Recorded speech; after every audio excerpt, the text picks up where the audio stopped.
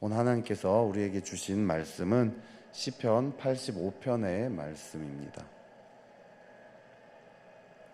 시편 85편 1절부터 13절까지의 말씀입니다. 저와 여러분이 합독 같은 교독으로 같이 읽도록 하겠습니다. 여호와여, 주께서 주의 땅에 은혜를 베푸사 야곱의 포로된 자들이 돌아오게 하셨으며 주의 백성의 죄악을 사하시고 그들의 모든 죄를 덮으셨나이다. 주의 모든 분노를 거두시며 주의 진노를 돌이키셨나이다. 우리 구원의 하나님이여, 우리를 돌이키시고 우리에게 향하신 주의 분노를 거두소서. 주께서 우리에게 영원히 노하시며 대대에 진노하시겠나이까. 주께서 우리를 다시 살리사 주의 백성이 주를 기뻐하도록 하지 아니하시겠나이까.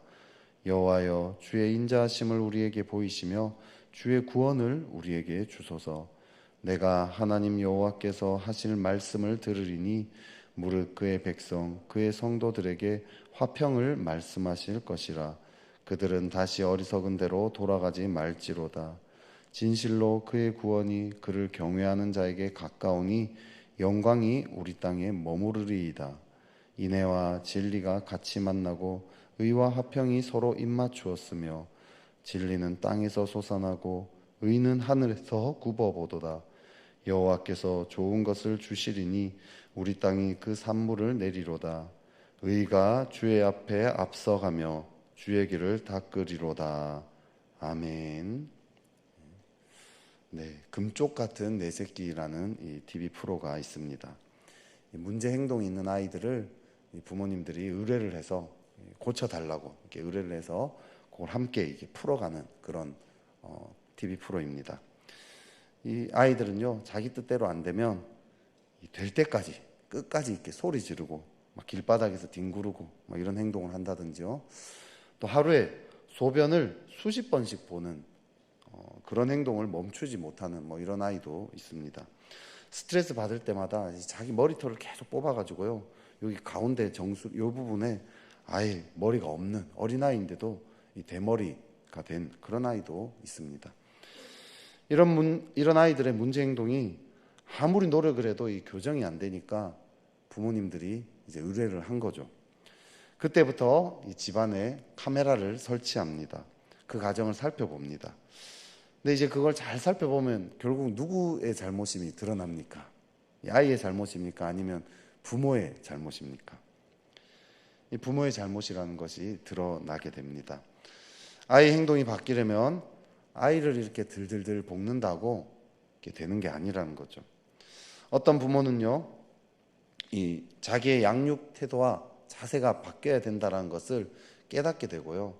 심지어 어떤 부모는 자신의 어린 시절의 상처와 아픔을 대면해야 하기도 합니다.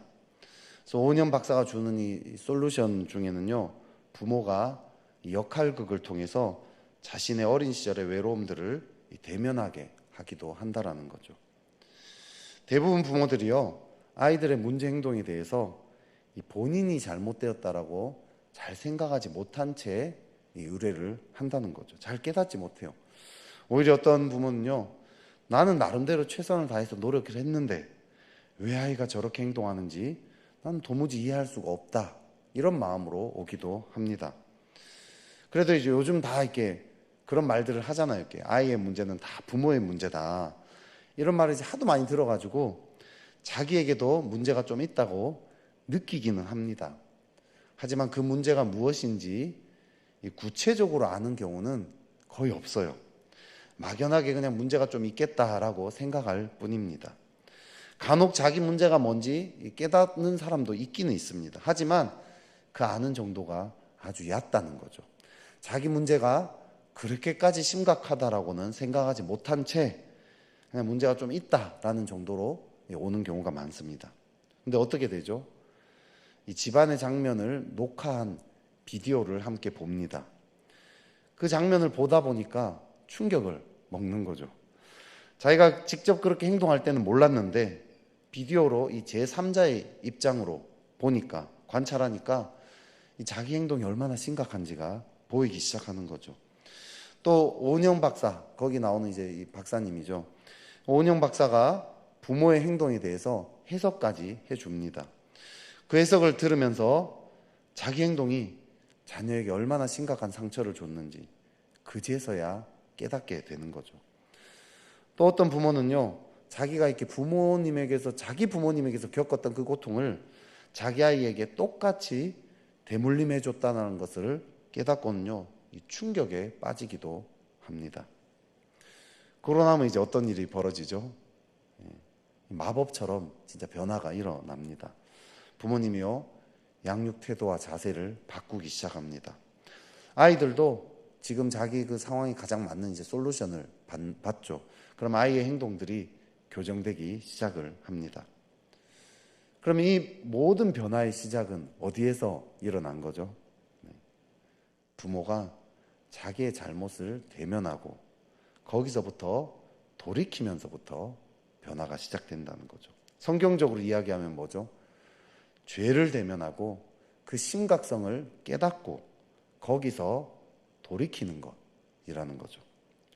오늘 본문은요, 이스라엘 백성들이 바벨론의 포로가 되었다가 귀환하면서 쓴 시입니다. 학자들은 제1차 포로 귀환 때 아마 쓰여진 것이라고 이야기합니다. 포로로 잡혀갔다가 돌아오면서 이스라엘 백성들은 오늘 무엇을 고백하고 있습니까? 1절부터 5절까지를 보면요, 계속해서 반복되는 말이 있습니다. 죄악, 분노, 진노, 노, 이런 말들이요, 계속해서 반복하고 있습니다. 자신들의 죄에 대해서 고백하고요, 그 죄에 대한 하나님의 분노에 대해서 이야기합니다. 이렇게 전쟁에 져서 포로로 잡혀가면 어떤 일이 벌어지겠습니까? 엄청난 고통을 당하지 않겠어요, 그죠? 전쟁 포로는요, 그 당시 전쟁 포로는 사람 취급을 받지 못했습니다. 바벨론 사람들이 집에서 기르는 이 진짜 말 그대로 이 짐승보다 더 못한 이 대접을 받았을 수 있다라는 거죠. 얼마나 아픈 일들을 많이 겪었겠습니까? 근데 이런 일들이 일어난 모든 이유를 오늘 이 시편 기자는 뭐라고 해석하고 있죠? 자기들의 죄 때문이라고 이야기합니다. 자신들의 잘못이라고 해석하고 있습니다. 고통스러운 일, 어려운 일이 일어나면 내 잘못이라고 생각하기가 쉽습니까? 아니면 누군가를 탓하기가 쉽습니까? 탓하기가 쉽지 않습니까? 부모님들도 그 금쪽 같은 거기에서 나왔던 부모님들도요, 자기 잘못이라 생각을 못하고요, 자기 아이가 문제 있다라고 생각을 했다는 거죠. 사람들은요, 문제가 생기면요, 하나님을 탓하고 주변의 사람들을 탓하고 환경을 탓하기 마련입니다. 내 잘못이라고 이야기하지 않습니다. 내 잘못은 있다 해도 아주 사소한 것에 불과하다라고 생각합니다. 그걸 그렇게 생각을 하려고 마음을 먹어서가 아니라요, 그냥 자연스럽게 그렇게 된다는 거죠. 자기 잘못을 정직하게 인정하는 거 쉬운 일 아닙니다. 내 잘못을 받아들이는 것은요, 고통스러운 일입니다.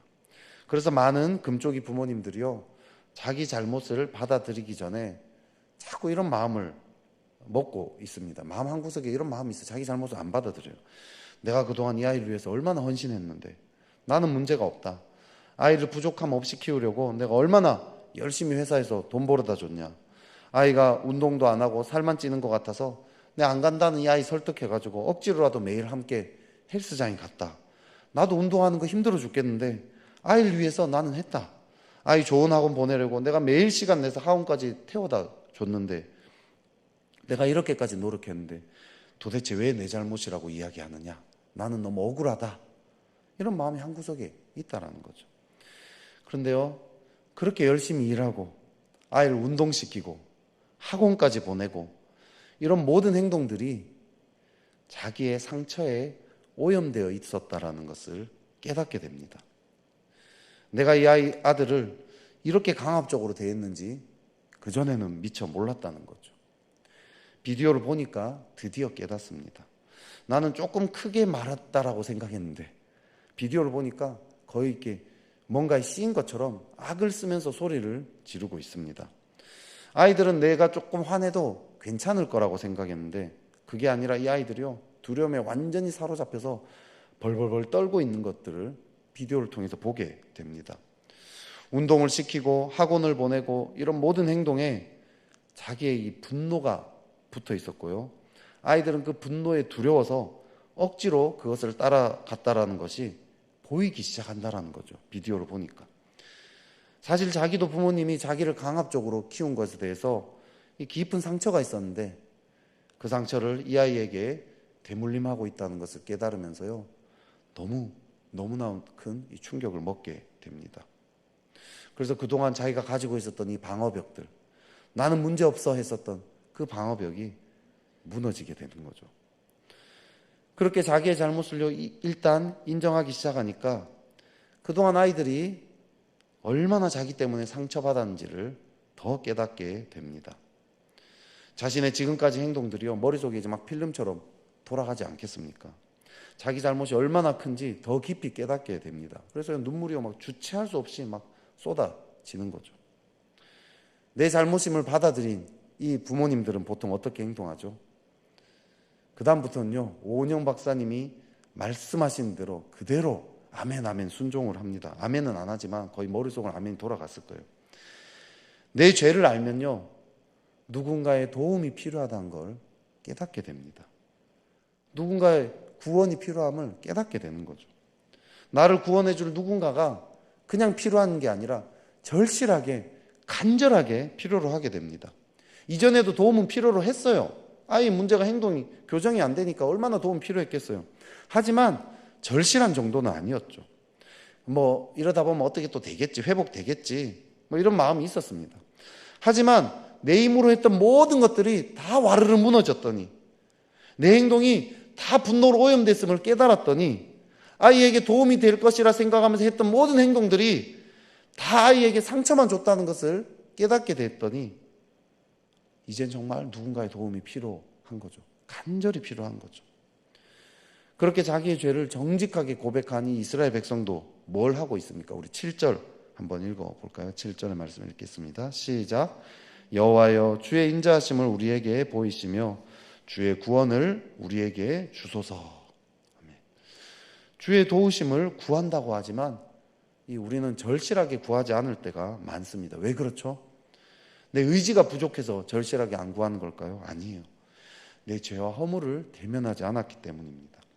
오늘 이스라엘 백성은요, 이제 주의 인자하심을 우리에게 보여달라고, 주의 구원을 우리에게 달라고 간절하게 기도하고 있습니다. 왜? 자신의 죄와 허물을 깨달았기 때문입니다. 이제 더 이상 자신에게 희망을 두지 않습니다. 십자가 앞에서 자신의 죄와 허물을 봤기 때문에 절실한 마음으로 하나님께 나아갔다는 거죠. 하지만 하나님께 절실하게 나아가는 것만으로 끝나면 안 돼요. 우리가 우리의 죄와 허물을 보면서 정말 주님의 도움이 필요합니다, 갈망만 하고 끝내면 안 됩니다. 우리 그 다음에 어떻게 합니까? 우리 9절 같이 한번 읽어볼까요? 9절의 말씀 읽어보겠습니다. 시작. 진실로 그의 구원이 그를 경외하는 자에게 가까우니 영광이 우리 땅에 머무르리이다. 아멘. 구원이 가깝다고 합니다. 영광이 머무르리이다 라고 이야기합니다. 근데 여기서 중요한 것은요, 시제예요. 시제. 머무르리이다, 미래형 아닙니까? 그죠? 12절에서도 보면 좋은 것을 주시리니 산물을 내리이다. 13절에서도 닦으리로다 하면서요, 미래 시제로 이야기하고 있습니다. 주의 그 도우심을 미래에 일어날 것을 이야기하고 있다는 거죠. 근데 앞선 1절부터 5절까지는요, 보면 계속 하셨나이다 라고 이 과거형으로 이야기하고 있어요. 하지만 9절부터는 미래형 시제가 쓰여져 있습니다. 하나님의 도우심이 미래에 임할 것을 믿고 지금 주장하고 있다는 거죠. 주의 그 은혜를요, 뒤에 계속 주장하고 있습니다. 주님이 앞으로 도우시고 돌보실 분이라는 것을 이 시편 기자는 확신하고 있다는 거죠. 앞서서 내가 죄인임을 대면하고 고백했습니다. 내가 죄인임을 깊이 깨달을 때 하나님이 나를 여전히 사랑하시는 분이라는 거 믿기 쉬울까요? 어려울까요? 쉽지 않습니다, 여러분. 내 죄를요 정말 대면하면요, 이런 나를 진짜 사랑할 수 있을까, 누군가가? 이런 생각이 들지 않겠습니까? 이 금쪽이 부모가요, 자기 잘못을 깨닫고 항상 하는 행동 중에 하나가 있습니다. 뭐냐면요, 금쪽이한테 다가가서 진심으로 사과를 한다는 거죠. 감사하게요, 금쪽이는요 그 사과를 받아들여요. 부모님을 용서합니다. 이 과정을 거치면요 관계가 완전히 새로워지는 거죠. 내 죄를 쉽게 보다가 내 죄가 얼마나 심각한지를 깨닫고 그것이 얼마나 주변에 많은 상처와 고통을 남겼는지 이걸 깨닫고 받아들이는 거 쉬운 일이 아니에요. 두렵습니다.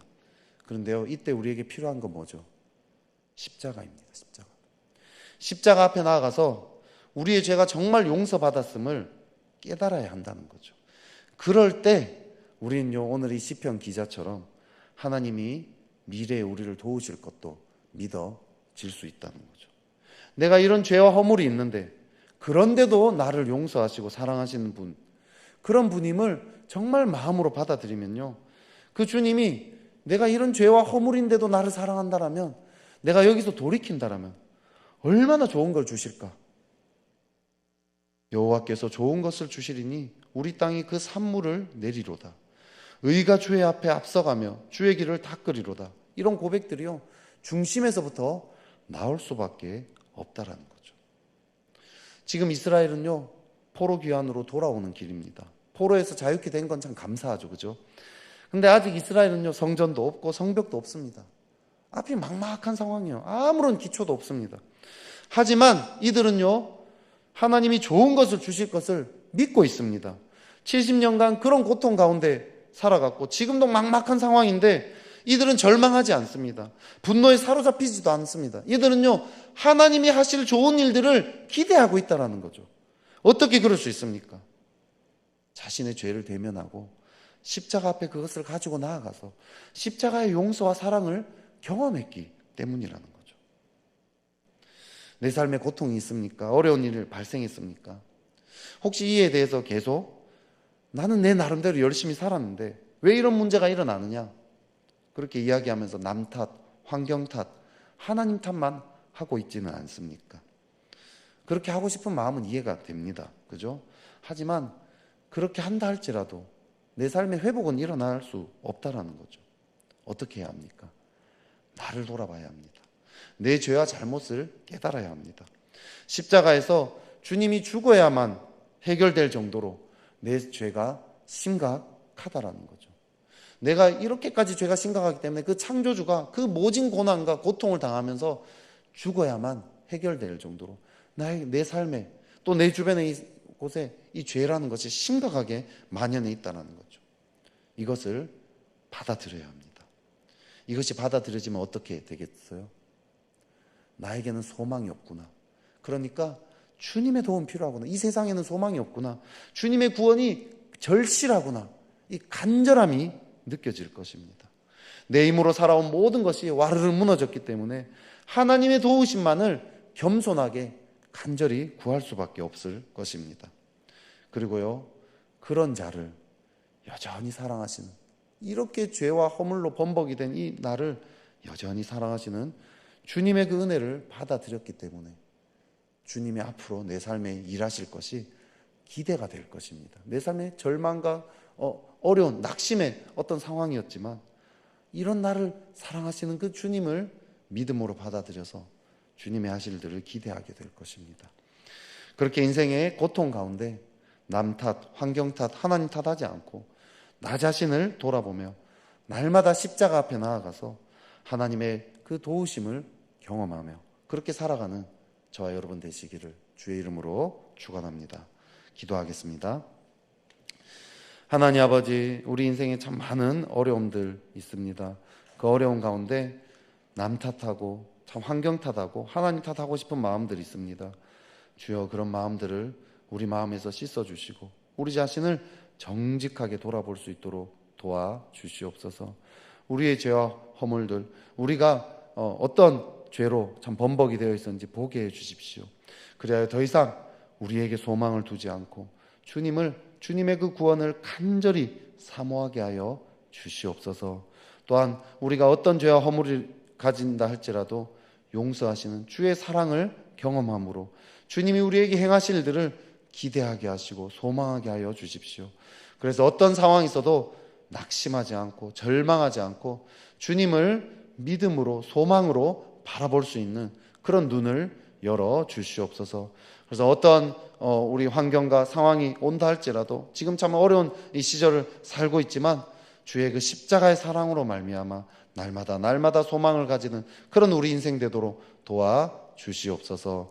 예수 그리스도 이름으로 기도했습니다. 아멘.